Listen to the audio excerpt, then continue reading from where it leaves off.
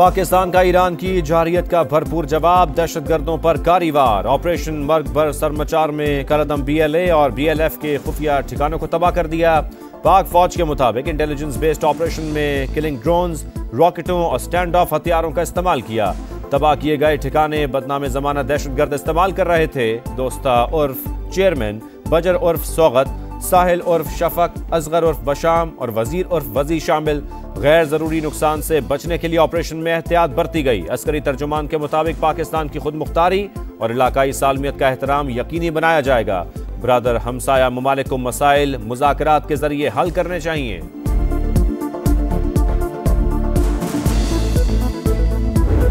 This morning's action was taken in light of credible intelligence of impending large-scale terrorist activities against Pakistan by these terrorists. Pakistan will continue to take all necessary steps to preserve the safety and security of its people, which is sacrosanct, inviolable and sacred. Operation Marg Bar सरमचार इंतहाई मरबूत हमला था। Action दहशतगर्दी की बड़ी कार्रवाई की इत्तला और अपने दिफा में लिया। तर्जुमान दफ्तर खारजा के मुताबिक ईरान से मुतादिद बार ठोस शवाहिद के साथ डोजियर शेयर किए। तहफ़्फ़ुज़ात पर अमल न होने की वजह से दहशतगर्द बेगुनाह पाकिस्तानियों का खून बहाते रहे। ऑपरेशन किसी ईरानी फौजी तंसीब या इदारे के खिलाफ नहीं, दहशतगर्दों के खिलाफ था। पाकिस्तान किसी को अपनी खुद मुख्तारी और सालमियत चैलेंज नहीं करने देगा।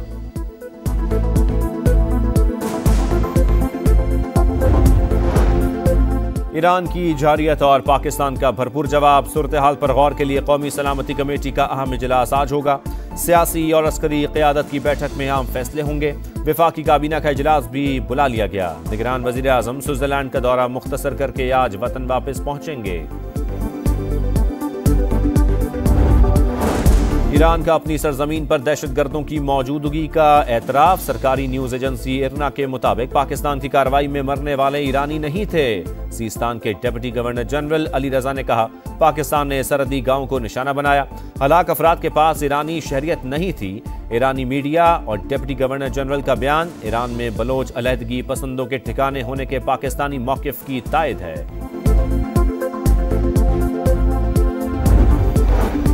ईरान को खित्ते में ज्यादा पसंद नहीं किया जाता। पाकिस्तान और ईरान के एक दूसरे पर हमलों से जाहिर होता है। अमरीकी सदर जो बाइडन का बयान। तर्जुमान व्हाइट हाउस के मुताबिक ईरानी हमला खित्ते में अदम इस्तेहकाम पैदा करने की मिसाल है। ईरान पाकिस्तान कशीदगी में मजीद इजाफा नहीं चाहते।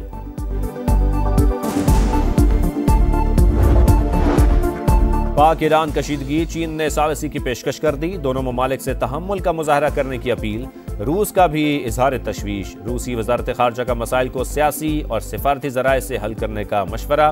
तुर्किया की भी पुरअमन रहने की अपील। यूरोपीय यूनियन का भी पाक ईरान कशीदगी पर तशवीश का इजहार। तर्जुमान ने कहा, हमले दोनों ममालिक की खुद मुख्तारी और इलाकाई सालमियत के खिलाफ हैं। खित्ते में अदम इस्तेहकाम की सूरत हाल पैदा हुई।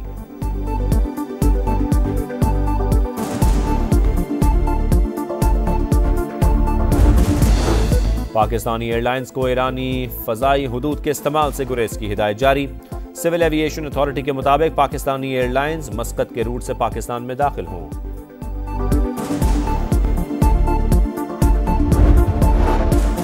पाक सरजमीन का दिफा करेंगे, कौमी सलामती पर कोई समझौता नहीं करेंगे। सदर मुमलिकत का दो टोक पैगाम। शहबाज शरीफ का मुल्की सलामती के लिए काम करने वाली टीम को सलाम। बिलावल भुट्टो का पाकिस्तान के हमले का दिफा। आसिफ जरदारी ने कहा, पाकिस्तान पर हमला करने वाले अब 100 बार सोचेंगे।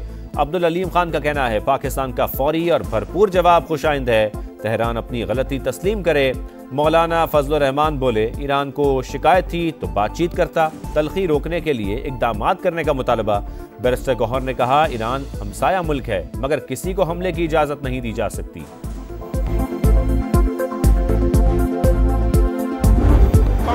जजों ने बैठ के नवाज शरीफ को फारिग कर दिया, जो कि 25 करोड़ अवाम का नुमाइंदा है। अगर ना निकाला जाता तो आज पता क्या होता? कोई बेरोजगार ना होता, कारोबार होता, काश्तकार खुशहाल होता। ये बिजली के बिल कभी महंगे ना होते, ये गैस के बिल कभी महंगे ना होते। डॉलर आज भी 100 रुपए पे होता। 5 जजेस ना हटाते तो आज कोई बेरोजगार ना होता। बिजली, गैस और रोटी महंगी ना होती। डॉलर 100 रुपए का होता। पाकिस्तान एशियन टाइगर बन चुका होता। नवाज शरीफ का जलसे से खिताब। हाफिजाबाद से इंतखाबी मुहिम का आगाज। बोले पाकिस्तान को दोबारा पैरों पर खड़ा करने का मिशन पूरा करेंगे। हम 9 मई वाले नहीं 28 मई वाले हैं। एक तारीख पाकिस्तान संवारने की है, दूसरी उजाड़ने की है। मरियम नवाज कहती हैं 8 फरवरी को शेर धाड़ेगा। नवाज शरीफ सिर्फ अवाम का सोचते हैं। पाकिस्तान की हालत बदलनी है तो नून लीग को लाना होगा। आज पहली दफा वो शेर नजर आया और कल मैं वापस पंजाब जा रहा हूं और शेर का मुकाबला करने के लिए। बिलावल भुट्टो को 4 नहीं 1 मौका दे और इंशाअल्लाह ताला मैं मुल्क का किस्मत बदल दूंगा। पहली बार शेर नजर आ गया। पीपल्स पार्टी शिकार के लिए तैयार है। मुकाबले के लिए फिर पंजाब जा रहा हूं। चौथी बार वजीर आजम नहीं बनने देंगे। बिलावल भुट्टो की ललकार। धुआंधार इंतखाबी मुहिम जारी। नौशेर फेरोज और मेहड़ में जलसों से खिताब। बोले सिर्फ तीर और शेर का मुकाबला होगा। वजीर आजम जियाला ही होगा। इक्तदार में आकर तमाम वादे पूरे करने का आज़म।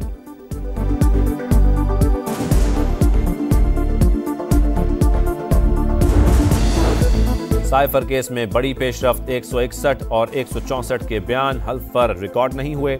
आजम खान का बयान। बताया बनीगाला मीटिंग में सेक्रेटरी खारजा ने साइफर पढ़कर सुनाया। कॉपी वजीर आजम ने रख ली जो बाद में नहीं मिली। वजीर आजम के मुताबिक साइफर एक पैगाम है कि ऑपोजिशन अदम एतमाद लाए और मुंतखब हुकूमत को तब्दील करे। PTI वकला की आजम खान के बयान से पहले कुरान पर हल्फ की दरखास्त। अदालत का इजहार बरहमी। समाअत 22 जनवरी को फिर होगी।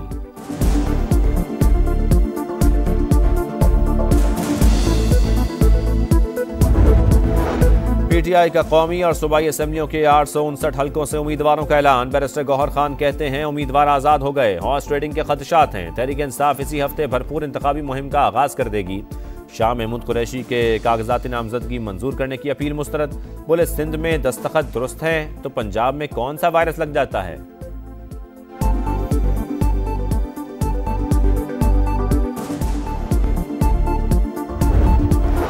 जुल्फिकार मिर्जा और फहमीदा मिर्जा को इलेक्शन लड़ने की इजाजत मिल गई। सिंध हाई कोर्ट ने रिटर्निंग अफसर और इलेक्शन ट्रिब्यूनल के फैसले के खिलाफ दरखास्तें मंजूर कर ली।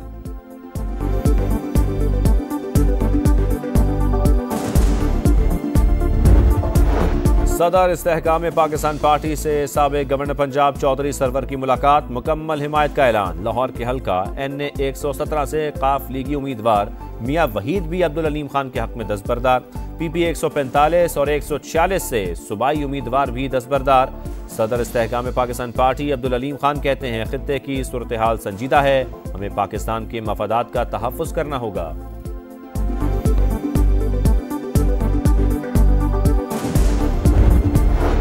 8 फरवरी को खौफ के बुत तोड़ देंगे। नफरत और इंतकाम के बजाय खिदमत की सियासत करेंगे। पाकिस्तान और मईशत मजबूत तो मजबूत होंगे।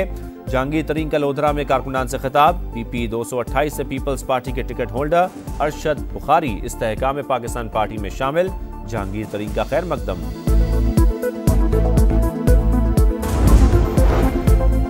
ना तीर असली है ना शेर। दोनों का जाली दंगल पेश किया जा रहा है। ये कल एक थे आज लड़ रहे हैं, कल फिर एक होंगे। सिराजुल हक का जाफराबाद में जलसे से खिताब। बोले अब खानदानी बादशाहतें नहीं हकीकी जमहूरियत कायम होगी।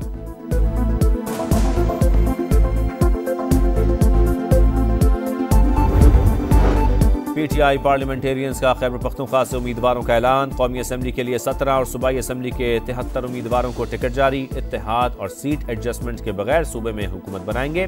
परवेज खटक का दावा।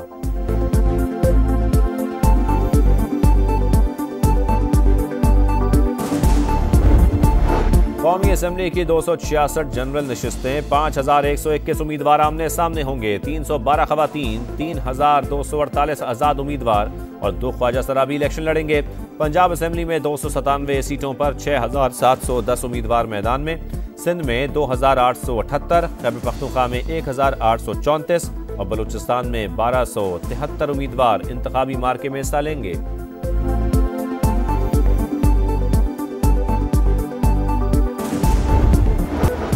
कराची में डाकू राज। डकैती मज़ाहमत पर मैट्रिक का तालिब इल्म मारा गया। घर के बाहर दोस्तों के साथ क्रिकेट खेलने वाला अयान जख्मी हुआ और अस्पताल में दम तोड़ गया। मुकदमा दर्ज।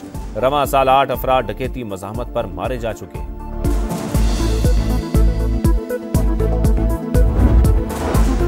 लाहौर में डाकुओं ने टेस्ट क्रिकेटर अब्दुल रहमान को घर के सामने लूट लिया। अब्दुल रहमान ने बताया डाकुओं ने गाड़ी को घेरा, 8 माह की बेटी पर बंदूक तान ली, नकदी और जेवरात छीनकर फरार हो गए।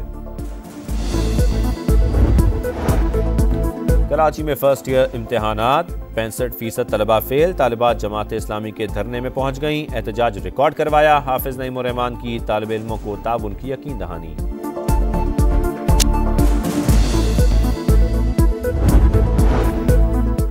लाहौर में शदीद धुंध और सर्दी की लहर बरकरार, दर्जा हरारत 5 डिग्री तक गिर गया। बारिश का कोई इम्कान नहीं। कराची में भी मौसम खुश्क, बालाई इलाकों में मौसम इंतहाई सर्द। स्कर्दू में पारा -7 रिकॉर्ड।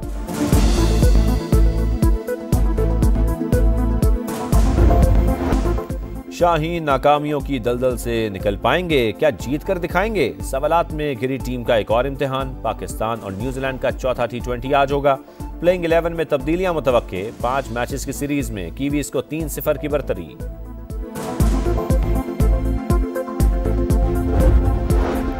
कौमी खिलाड़ियों को गैर मुल्की लीग्स के लिए NOC जारी। बाबर आजम, मोहम्मद रिजवान और Wasim junior Bangladesh Premier League में हिस्सा लेंगे। शादाब खान, शाहीन आफरीदी और आजम खान का इंटरनेशनल लीग से मुआहदा।